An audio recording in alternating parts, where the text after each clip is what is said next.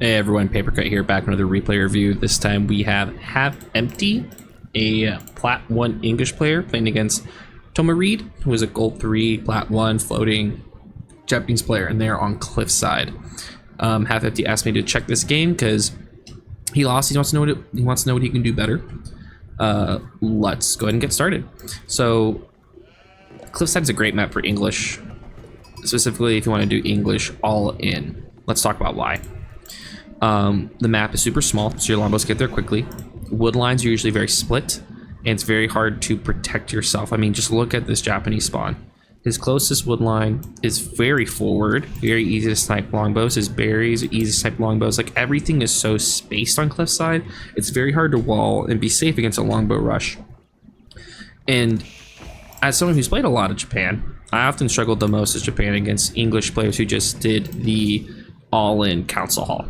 Because you want to go fast castle. If you want to go fast castle against longbows, you need 2 towers, and then even then, if they drop rams and push, you'll struggle to get there in time. It just gets really difficult, and so that's why I feel like against Japan, your best strategy is English is an all-in, because your best time against Japan as my opponent is in feudal. Because think about what happens to Japan in castle. They can match a second TC pretty quickly because they get free stone from gold, or they can just go pure stone and get enough gold to survive. Their samurai are some of the best units against your men at arms because they do extra damage. And in Imp, they can basically do pure samurai and do pretty good against anything you make. And so you just want to take them out early. So that's why I like this. You do it in a more classic opening with the 2 early farms. The 2 early farms, what that holds back is a lot of wood for your opening attack. It does give you more longevity food-wise. But yeah, it means it slows down your initial push a little bit because you spend, you know, what amounts to 70 wood on farms. So it's something to consider. If you're feeling like you're a little bit slow, try not making the farms, just doing pure sheep, hunt, berries to try to even increase the speed you get there. So it's like you're gonna do it all in, so I'm interested where this goes wrong. You want to scout around his entire base and see all the angles you could potentially attack from. He's on stone really early. Is he going to 2TC? You need to scout everything. Thank you. Not to be an ass, but he might be getting stone purely for... Okay, issue number 1, you need to cross instantly. Reason being, you haven't seen any units. He hasn't dropped any production. And in fact, him going on stone like this actually suggests to you that he is waiting to get his TC upgrade, and then he's going to start making units. So if that's the case, he doesn't have production yet. The sooner you cross and start doing damage, the less he can do. So instantly cross. 2, I would actually wait on the barracks. You don't know if he's going to go horseman. And if you don't do barracks, you can actually make, you know, 3 more longbows very quickly. 5 longbows is great. Then add the barracks because you're going heavy on wood right now. So you can add the barracks later. I think a lot of times we just add the barracks instantly because it's like, well, they're going to make horsemen. Not always. If you scout him dropping stables, then yeah. But he's not. So you could have used it to just make more longbows and put on more pressure. But we need to be crossing right now. Crossing. Waiting is what he wants. See, that first longbow could have been here shooting this tower.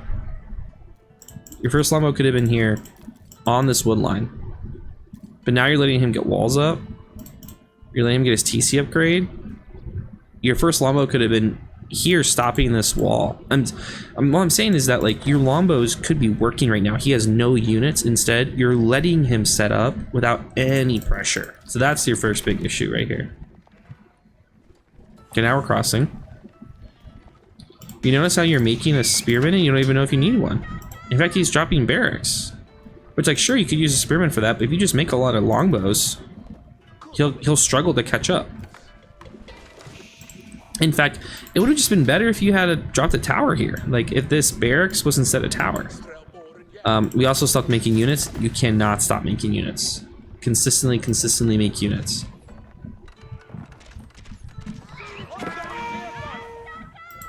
So that's where that hurts you. So you stopped making longbows. You have the resources for longbows. You stopped making them. And by stopping making them, he won samurai, was able to push you away from his wood. Now he's walled 1/2 of his wood. Now all he needs to, or tower. Now he sees the tower. The other side, he's safe. So look what you've let him do. You've let him set up a pretty safe wall on this side. He needs to close it. A tower on this side of the berries. And now he's just gonna start making samurai, which are not invincible. Now you should upgrade your men-at-arms, start adding a few men-at-arms, but really it's just mass longbows. If you can just mass longbows, you'll melt his samurai. They're so slow. But you need to be checking your resource and asking, what do you need? You need food now. You also need a blacksmith. So knowing that he went samurai, getting your arrow attack is going to be really important. But even then, you know what? He hasn't towered his gold.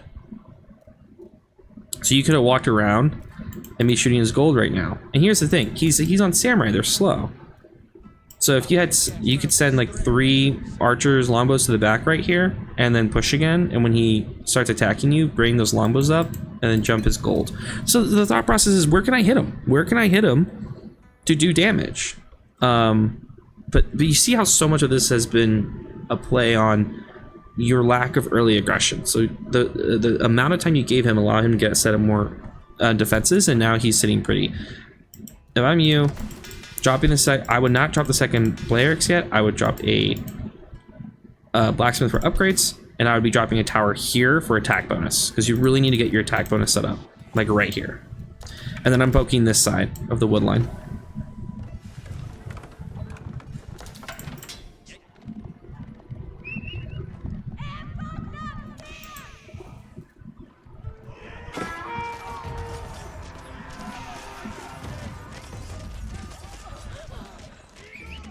But see how just enough longbows does work? But look what happened when you're fighting. Where's the units? See no Q? So much of this game is just based off who is good at consistently making units. It's really that simple. I put all of my production on 4. I know you can F1, but I like doing 4. Excuse me. This is a get for recording at 12 o'clock at night for me. And so like while this fight's happening, I can click or right click, tab, QQ, tab, QQ or WW, and I can instantly get more units coming forward even while I'm fighting and looking at the fight. But you have to build into your routine of you're always adding units, because if you're not microwing, then you should be adding units and sending them forward, because your lack of unit production is what's really killing you. Because if he's still making units, even if you have better resources, which look, he is currently has more units queued, if you're not making units, you're falling behind, even though your resources are good. Arrow attack. You want arrow attack right now. Arrow attack, arrow attack, arrow attack, arrow attack. Please, please. Your steeled arrow is the most important upgrade for you with longbows. It's the most important. Especially because he's going to get arrow defense instantly. Two, why are we dropping the ram? Because I'm not sure that it's worth you dropping the ram yet if you don't have the mass. 3, you over-invested in spears. You are making spears like he has horsemen. You know what, it's a better thing to add? Men-at-arms. You see what he's making. He's making barracks, he's making Anas, and Samurai. Samurai and Anas destroy Spearmen. Spearmen are only thus playing a meat shield role, but they need to be a meat shield for a ranged mass. What's going to win you this game is getting so many longbows, he can't fight you. But you're not making longbows, you're making too much melee units. Melee units that are going to die to his units. Get crushed by his units. So you need to ask yourself, what's the counter? The counter to Samurai and Anas is mass ranged. You don't have crossbows, but your longbows do a lot of damage, so it should be mass longbows with a few men-at-arms to soak damage. Get men-at-arms, not spearmen. You should be doing this if he's doing horsemen, like pure horsemen. But just asking yourself, what's the counter? And just knowing what's your power unit, it's longbows. It's lots of longbows. 2, there should be a tower here. Because once again, as much as possible when we're playing, we want to lean into our Civ's strengths. What's the strength of English? It is your towers. It is your towers because it gives you the attack speed bonus. If you're going to push with your ram, you better cover it.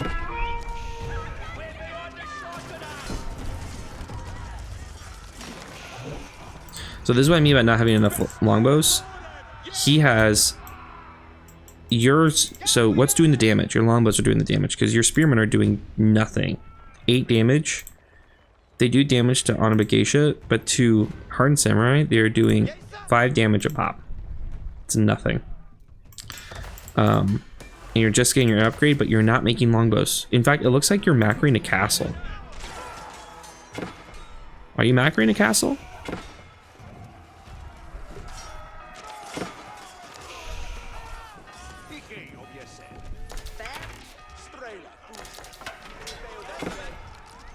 Okay, so you're not going to castle because you just made units. So this just came down to you stopped making units. Consistently, you stopped making units, and specifically, you stopped making longbows for a good chunk of that game. And now he's doing so much eco damage to you. It's not even killing vills, which he's about to catch up to you on that. It's also so much idle. Your villagers are all over the place right now. See how much better your men-at-arms are doing? And these are Vanguard men-at-arms. You never upgraded them. Upgrade them to early men-at-arms.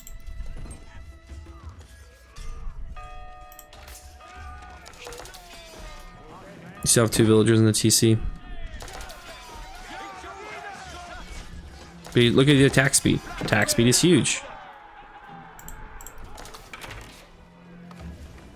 I have to hunt down these samurai, which is so annoying. Is he rushing castle? No, he's recommitting. Once again, look how many resources you're floating.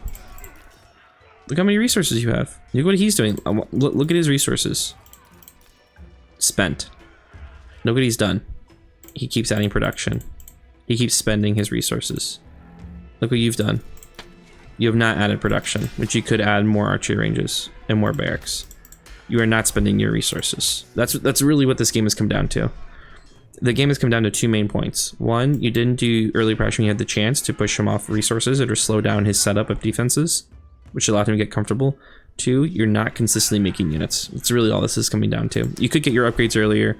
You could more effectively micro whatever, but really at its core it's coming down to you didn't take early pressure. You didn't consistently add production and make units. Now you're going to go castle, which isn't awful for you.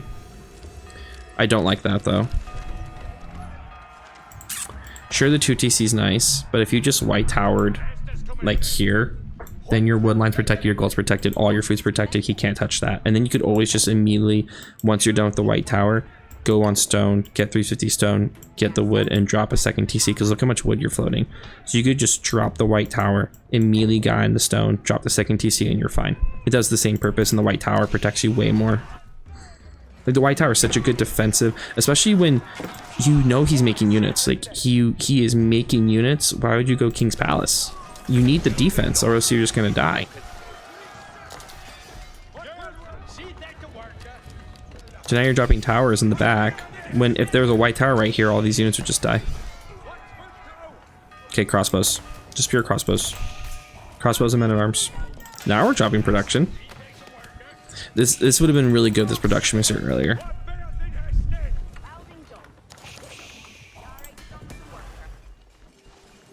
You want to instantly get balanced projectiles. And you want crossbows. You need crossbows so badly.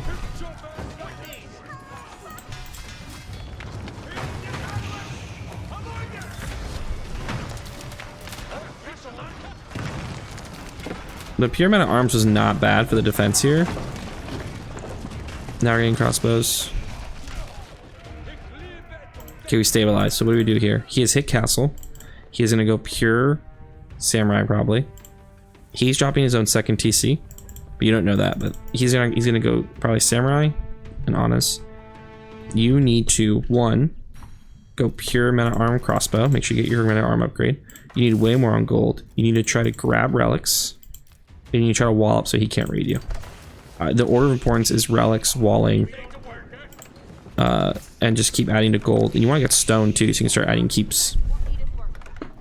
But you need unit production, my man. Unit production, unit production, unit production, unit production. Good, we're getting relics. But you didn't scout this left side, so you don't know what's over there. Why are we making spearmen? Is it because you have the wood? Just make more production, make more farms. You should not experiment. If you want to use your wood, you can make longbows. If you want to keep making longbows, okay. Keep making longbows. The issue doing spearmen is it's so easy for spearmen to die to Anas, to samurai. This is not worth it. Meta arm crossbow. Meta arm crossbow longbow. Especially how tanky your meta arms are.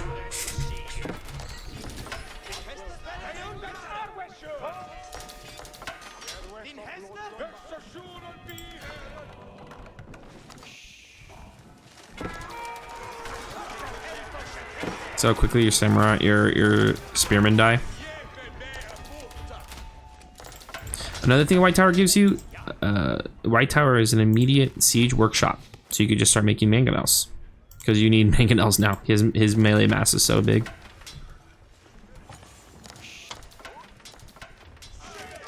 Good catch. Once again, walls. The number one way you die in Castle and Imperial is just raids. So that's why you need a wall sides so he can't get these raids through, because now you're pulling units to chase the raids when his main attack's coming forward. You need so many crossbows. You need so many crossbows. And you have mostly spears.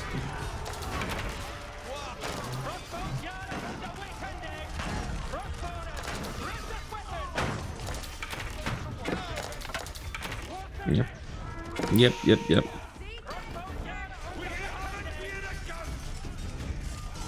Okay. So overall, let's recap what this came down to. 1, scouting his base when he ages up and seeing if you can do immediate early pressure and taking that opportunity if it's there. 2, doing a comp that encounters his comp, which in feudal it's just mass longbows, and then it's either men at arms if there's no horsemen or spearmen if there's horsemen. Even then, men at arms do well against horsemen. 3, it's using your civs bonuses. So longbows is an example of that, but getting the air attack for your longbows, getting the towers for attack speed when you're near the opponent, circling and using your scout and your vision to poke at villagers and take them down. And lastly, it's making sure you're balancing your comp correctly. So like you went way too heavy on melee against Japan, which does really well against melee. So you want lots and lots of ranged. Lastly, when you're going castle, it's always better to do White Tower. I know you want sometimes the second TC, but especially knowing how close your opponent is and how dangerous and how like they're making units, you should have gone White Tower, and you can always just quickly get a second TC after going White Tower. The White Tower just provides you so many benefits. Very good defensively, instant siege workshop. Yeah, it's really big. I hope that was helpful to you. If you're interested in coaching, please let me know. I'd love to coach you, or anyone watching. If you're interested in your own replay review or coaching, check out my Discord. Link is in the description below the video. And good luck on your games.